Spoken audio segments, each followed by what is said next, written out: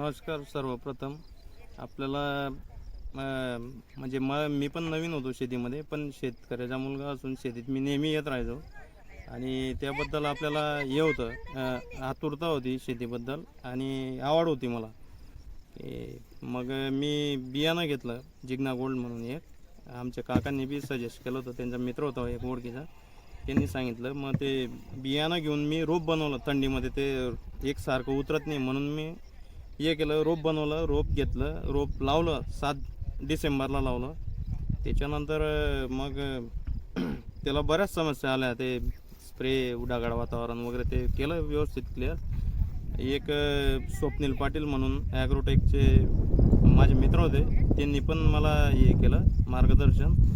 आणि त्याच्यानंतर मग सुप्रभात ग्रुप आहे, विनय दादा म्हणून, अरुण काका पाटील म्हणून आहेत ते, त्यांनी मला कंटिन्यू मग जिथून माझा प्लॉट खराब झाला तिथून मला त्यांनी पूर्णपणे सपोर्ट केला आणि पूर्ण क्वालिटी माल चांगला बनवण्याला प्रयत्न केला त्यांनी. म्हणजे मेहनत घेतली आणि मला बी सांगितलं, तू सागर वेळेवर या गोष्टी कर, नाही तर प्लॉट अर्धा गेलेला होता आपला.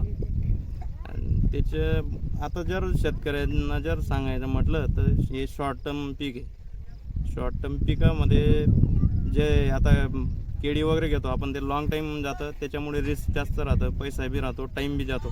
त्याच्यापेक्षा शेतकऱ्याचे जे तरुण वर्ग आहे त्यांनी इंटरेस्ट घेऊन शेतीमध्ये बारीक सूक्ष्म नियोजन करून, पाण्याचं व्यवस्थापन व्यवस्थित करून आणि खताचं योग्य मात्रा नियोजन आणि येणारे सण उत्सव आणि मार्केटमध्ये काय आहे त्या गोष्टींचं माहिती घेऊन योग्य ते नियोजनपूर्वक त्या वेळेवर आपण रोप लावलं पाहिजे आणि हार्वेस्टिंग केव्हा येईल आपलं त्याचं नियोजन केलं पाहिजे. त्याच्यानुसार मग आणि निसर्गाने बी साथ भेटली पाहिजे. त्याच्यात आपण फवारणी वगैरे ते करत राहतो, ते आपल्या हातातलं आहे, आपण मेहनत करावं लागेल. आता काय भाव मिळाला आपल्याला भाव भेटला आहे 20 रुपये 50 पैसे.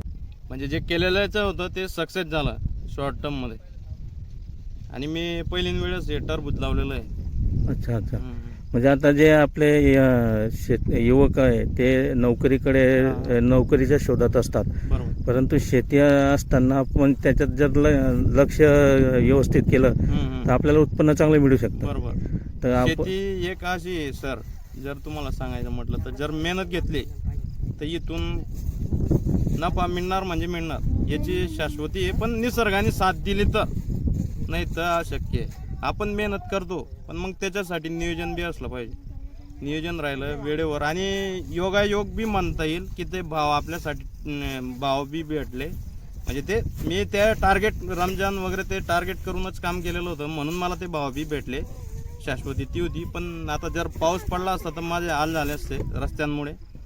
पण तो पाऊस पडला आणि योगायोग निसर्गाची बी साथ होती आणि त्याच्यामुळे मग आपलं काम सक्सेस झालं. काय नाव आपलं? सागर पाटील, गोळगाव. ओके.